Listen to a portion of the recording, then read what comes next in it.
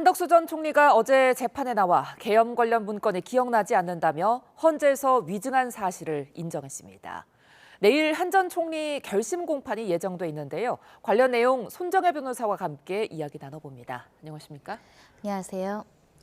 자, 한덕수 전 총리 어제 이제 그 비상계엄 마지막 국무회의 상황과 관련해서 기억이 없다는 말을 반복했고요. 또 그러면서도 윤 전 대통령에게 계엄에 대해 재고해 줄 것을 요청했다 이런 주장도 했는데 어떻게 보셨습니까? 네, 어제 피의자 신문이 진행됐던 것으로 알려지고 있고요. 구체적으로 피고인의 입장에서 그 당시 상황을 이 검찰과 그 변호인들이 이제 질문을 하는 과정에서 상황을 이제 파악하고자 절차가 진행됐었고요. 일단 구체적인 기억이 없다. 그 당시에 거의 멘붕 상태였기 때문에 기억에 오류가 있다. 기억하지 못한다라는 주된 취지는 일관적으로 이야기를 하면서 그 당시 비상계엄 선포와 관련해서 대통령께 만류하고 이 대신용도나 이런 것들이 걱정된다는 우려를 표했다라고 이제 진술한 것으로 알려지고 있는데요. 그러니까 구체적인 기억은 없지만 내가 비상계엄에 반대했고 그 뜻에 동조하지 않았고 만류했다라는 것은 이 지금 기소된 제명 중에 내란을 방조했다, 방조하지 않았다. 나는 내란을 막았다라는 기본적인 무죄의 취지를 주장하고 있다라고 생각을 하고요. 예. 그러다 보니까 재판부에서도 그 당시에 비상계엄의 불법성을 인지를 했는가, 그리고 적극적으로 더 왜 만류하지 않았는가, 그리고 나아가서는 만류하고 반대했음에도 불구하고 절차적인 왜 도움을 줬는가, 이런 부분들에 대해서 심도 있게 신문이 이루어지지 않았을까 합니다. 그렇다면 재판부는 한 전 총리의 진술에 대해서 어떤 점을 좀 주목할까요? 일단 재판부에서는 내란 방조라는 것은 내란이 불법적인 것을 알면서도 도왔다라는 부분에 대한 핵심 구성 요건이 인정되는지 안 되는지를 판단을 해야 될 것으로 보이는데요. 예. 검찰 측에서는 국무회의를 소집한 것 그 자체가 절차적인 어떤 정당성, 이 외관을 만들어주기 위한 도움행위였다라고 주장하고 있고, 사후적으로 비상계엄 선포문을 작성케 하거나 또는 서명을 하라고 국무위원들에게 이야기함으로 인해서 이 비상계엄과 관련한 절차적인 어떤 위법을 치유하려고 했다. 그리고 나중에 이것이 문제될까 봐 이 또 사후적으로 폐기했다. 이런 사실이 실제 의도와 목적이 무엇이었는가를 굉장히 꼼꼼하게 들여볼 가능성이 있는데, 현재 한 전 총리는 국무회의를 소집한 것은 다른 국무위원들이 와서 반대를 해주기 위한 목적으로 이렇게 소집한 것이다라는 주장을 하고 있고요. 예. 검찰에서는 그게 아니라 국무회의 소집이라는 절차를 만들어주기 위해서였다라는 부분이 지금 상충되고 있기 때문에 이 행위에 대한 평가가 재판부의 판단으로 남아있는 상황입니다. 예, 그러면서 또 한 가지 눈에 띄었던 부분이 당시 대통령실 CCTV 영상이 새롭게 공개되면서 한 전 총리가 헌재에서 위증을 했다 이렇게 진술을 뒤집었거든요. 이 부분에 대해서는 어떤 법적 판단 받을까요? 일단은 재판부 입장에선 진술이 번복되고 객관적인 증거가 제시되고 나서야 진술이 바뀐 점에 있어서는 양형에 불리하게 작용할 가능성이 있습니다. 예. 진술이 일관되지 못하고 본인의 이익에 따라서 진술이 바뀐다는 것은 나머지 진술도 신빙성이 낮다라고 평가할 수 있는 요소가 있기 때문에 한 전 총리에게는 불리한 정황이다 이렇게 말씀드릴 수 있을 것 같고요. 이 위증했다라는 부분은 이런 겁니다. 내가 비상계엄과 관련한 문건을 받지 않았다라고 헌재에서 이야기했지만 CCTV를 보면 명확하게 김용원 전 장관이나 여러모로부터 이제 문건을 서로 보고 확인하고 가지고 다니는 모습이 확인됐기 때문에 이 헌법재판소에서 위증한 부분에 있어서는 이 헌법 기관을 이제 무시하거나 그 부분과 관련해서 허위 진술을 할 동기가 있었다고 볼 수밖에 없는 불리한 정황이라고 볼 수 있을 것 같고요. 예. 다만 사후적이나마 뒤늦게 일부 자신의 어떤 범죄나 잘못에 대해서 가오를 인정하는 부분은 또 유리하게 작용할 가능성이 있습니다. 예. 자, 그리고 논란이 됐던 그 사후 계엄 선포문 서명을 두고 당시에 계엄이 해제됐고 안건이 없어서 그렇게 이 부분에 대해서 무겁게 생각하지 않았다 이렇게 밝혔는데 이 사후 계엄 선포문이 어떻게 보면은 법적 처벌과 형량 등의 좀 핵심이 되는 부분 아닙니까? 일단 허위 공문서 작성에 대한 유무죄 판단에 굉장히 중요한 사실관계이고요. 나아가서는 이렇게 사후적으로 계엄 선포문을 만든 행위 그 자체가 방조의 어떤 핵심적인 사실이기 때문에 예. 이런 행위가 있었는지 어떤 어떤 의도로 했었는지는 굉장히 중요할 것으로 보이는데 예. 일단 한덕수 전 총리 같은 경우는 전체적으로 이게 큰 문제가 되지 않을 것이라고 생각해서 불법성에 대한 인식이 좀 낮았다라는 것을 가볍게 생각했다라고 표현을 하지만 결국은 이 국무회의 절차나 비상계엄 선포의 과정에 절차적인 위법이 지대했고 이 절차를 제대로 따르지 않다 보니까 이 사후적으로 임의적으로 이런 비상계엄과 관련한 서명을 할 수밖에 없었던 사정 그리고 그마저도 문제가 될 것이라고 생각해서 폐기한 정황은 한덕수 전 총리가 그 당시에 비상계엄이 좀 위법하고 이런 절차를 지키지 않았고 그걸 사후적으로 치유하려는 행위를 한 거 아니냐 이런 법률적인 평가에 대해서는 굉장히 중요한 역할을 할 것으로 예상되는 상황입니다. 예, 이제 내일이면 한덕수 전 총리 결심 공판이 열리는데 특검 얼마나 구형할까요? 굉장히 좀 어려운 문제입니다. 왜냐하면 내란이라는 것은 우두마리 같은 경우는 사형 무기징역을 지금 규정할 정도로 굉장히 중대한 범죄일 뿐만 아니라 지금 이 특검에서는 처음부터 이 헌법상 최고의 지위로서 대통령의 이런 비상계엄 선포를 막을 수 있는 중대한 지휘자가 그 책임을 다하지 않았다라고 하기 때문에 굉장히 중한형을 구형할 수밖에 없고요.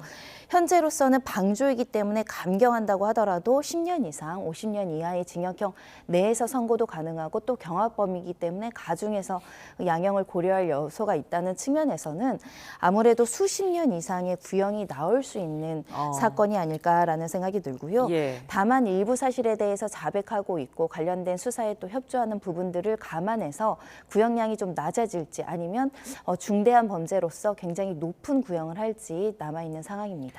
예, 윤 전 대통령의 내란 재판도 살펴보겠습니다. 어제 여인영 전 방첩사령관이 증인으로 출석했는데 군이 아직 계엄에 준비가 돼 있지 않다. 그러면서 이제 무릎까지 꿇으면서 윤 전 대통령에게 말했다고 증언을 했거든요. 어떻게 보셨습니까? 네, 일반적으로 이렇게 무릎을 꿇는다는 행위는 굉장히 사실은 중대한 행위이죠. 그런 예. 만큼 실제로 비상계엄을 둘러싼 여러 가지 애초의 계획과 그 발언과 주고받는 내용들이 진지했다라는 것을 보여주는 한 장면이 아닐까 생각이 듭니다.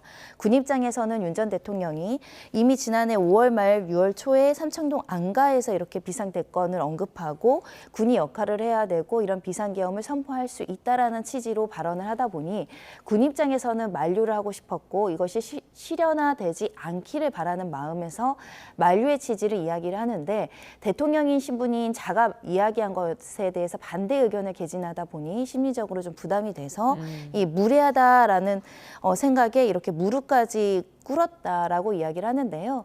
그러니까 한 사람의 잘못된 판단으로 누군가는 또 무릎까지 꿇으면서까지 그 읍소를 해야 된 이 상황이 정말 안타깝다. 그때라도 진지하게 군의 준비가 되지 않았고 이렇게 준비되지 않은 비상 대권을 행사하는 것이 위법하거나 절차에 문제가 있다라는 걸 알았더라면 얼마나 좋았을까라는 생각을 해보고요.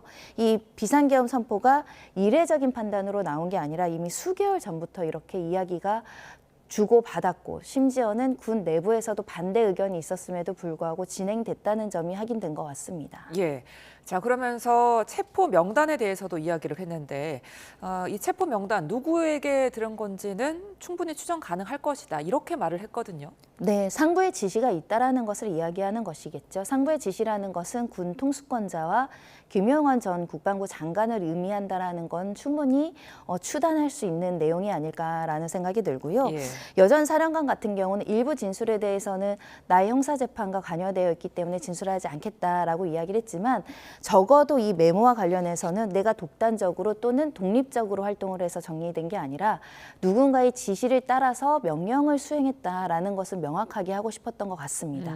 그런 측면에서 이름을 특정하지 않고 이렇게 누군가 그러니까 상부의 지시가 있었다는 것을 명확히 진술했다고 보입니다. 예. 근데 이 부분과 관련해서 이제 윤 전 대통령이 여전 사령관을 직접 신문을 했어요. 그러면서 체포자의 인적 사항을 미리 확인하지 않았다. 그러면서 책임을 좀 떠넘기는 듯한 모습을 보였거든요. 재판부 어떻게 봤을까요? 윤 전 대통령은 내가 직접 지시하지 않았다. 그리고 나와 상관없이 벌어진 다른 사람들의 행위이다라고 이제 주장을 하는 것으로 보이는데 이 부분은 굉장히 주요 인물에 대한 영장 없는 체포는 명백하게 위법하기 때문에 이 부분과 관련한 지시 사실, 승인 사실을 없애거나 부인하고자 이렇게 질문을 하고 있는 것으로 보입니다. 그럼에도 불구하고 여인현 전 사령관은 다른 진술에 대해서는 진술하지 않겠다고 했지만 적어도 이런 명단을 받았고 누군가의 지시가 있었다는 것을 명확히 함으로 인해서 그럼 지시할 수 있는 사람은 이 김용현 전 장관과 윤 전 대통령 또는 둘이 공동으로 했기 때문에 이 부분은 부인하기 어려운 어떤 증언이기 때문에 직접 이 부분에 대해서 탄핵하기 위해서 신문을 했다라고 보이지만 탄핵이 제대로 되지 않고 오히려 명확해졌다라고 보입니다. 예. 그런가 하면 김용현 전 장관 변호인들의 언행이 연일 도마에 오르고 있습니다. 어제는 재판부와 김 전 장관의 변호인이 다른 법정에서 서로를 향해 날을 세웠는데요. 관련 내용 보고 오겠습니다. 법정 질서 유지는 재판부의 의무입니다. 모든 권한을 행사할 겁니다. 따라서 이와 유사한 상황이 반복된다면 법정 질서 위반을 한 사람에 대해서는 현행범으로 체포해서 경찰에 바로 인계하겠습니다. 법정 모욕 혐의로 형사 절차가 바로 진행되도록 하겠습니다. 법정 질서는 더욱 엄격하게 유지될 수 있도록 하겠습니다. 방청권이 없으면 퇴정해야 된다라는 재판부의 발언 경고가 있었고 공개 재판인데 왜 방청권이 필요하냐라는 이 발언을 했다라고 해서 감치 15일에 처했습니다. 그동안 특검과 사법부에 대한 나름대로의 존경심이 있었지만 그러한 존경심은 이제 내려놓고 본격적으로 재판부와 특검에다가 적극적으로 대응을 할 생각입니다. 네, 한덕수 전 총리 재판부가 김 전 장관의 변호인들을 이제 감치하기로 했습니다. 이런 경우가 굉장히 이례적인 거죠? 뭐 자주 있는 일은 아니지만 간혹 발생을 하고요. 특히 변호인이 이렇게 감치 결정받는 경우는 매우 이례적이죠. 근데 행위 자체가 좀 이례적이긴 합니다. 예. 법조계에서도 이 사건을 굉장히 좀 안타깝게 바라보고 있는데요. 간혹 이제 당사자분들이 직접 나와서 판결에 불만이 있거나 증인이 이제 증인 과정에서 거짓말을 한다고 소동을 벌이는 경우도 있고 예. 신성한 법정에서 막말을 하거나 이제 욕설을 쓰는 경우가 있거든요. 이러면 감치 결정을 하는 경우가 왕왕 있습니다. 예. 실제로 법원조직법도 폭언 소란행위에 대해서 20일 이내 감치에 처할 수 있다 이런 규정이 있기 때문에 실제 이렇게 감치 가는 일이 많이 발생하진 않지만 이번 사건 같은 경우는 어떻게 보면 법조 3윤이라고 해서 판사, 변호사 어떻게 보면 협력 관계이고 예. 우리가 법정에 대해서 존경을 표하는 이유가 법원에 대한 신뢰를 보여주는 것인데 이 법정에서 소란 행위가 있었다는 부분들도 굉장히 안타깝고요. 예. 실제 이 감치 집행까지 가는 것도 사실은 좀 이례적이지만 법원 입장에서는 사법부의 신뢰를 생각하지 않을 수가 없고 그러다 보니 엄중한 입장을 보이는 것으로 보입니다. 그런데 이제 김 전 장관의 변호인들이 본격적으로 재판부와 특검에 대해서 대응하겠다 이렇게 밝혔는데 이렇게 된다면 김 전 장관 측에게 좀 불리해지는 거 아닙니까? 일단 공수처에 이제 고소고발하겠다, 직권남용 권리행사 방해다 이렇게 주장을 하고 있는데요. 일단 일반적인 변호인들은 재판부와 척을 져서 의뢰인에게 도움을 주지 못하고 오히려 불이익한 결과가 있을까 봐 이렇게 적대적인 관계를 공개적으로 만들지는 않습니다. 그러니까요. 그런데 김용현 전 장관이나 지금 내란 재판을 받는 일부 이제 그 변호인들 같은 경우에는 이게 단순히 법리적인 싸움을 해서만은 이 어떻게 보면 무죄를 이끌어내기는 사실상 어렵다. 그리고 중형을 피하기 어렵다라는 판단하에 여론전과 정치적인 행위를 하는 게 아닐까라는 생각이 듭니다. 예. 순수하게 법률적인 다툼만을 한다면 일반적인 변호사들은 이런 행위를 도저히 상정할 수 없거든요. 예. 재판부를 공개적으로 어떤 유튜브 같은 데 나가서 공개적으로 모욕한다는 것은 전체 판사들의 위신을 깎아내릴 뿐만 아니라 앞으로 수십 년 변호 활동을 해야 되는 변호사 입장에서 상당히 부담스러운 일입니다. 우리는 직업을 그 전문호사로 삼기 때문에 법원의 판단을 항시 매일 받는 사람들 입장에서 이렇게 법원과 척을 질 수 있나라는 생각을 가지고 있는데 그럼에도 불구하고 이렇게 나온다는 것은 정치적인 행위 또는 이를 통해 여론을 이끌어내려는 행위 그리고 지지자를 결집하려는 목적 아니면 이렇게 행위하기는 좀 어렵습니다. 알겠습니다. 지금까지 손정혜 변호사와 함께했습니다. 고맙습니다.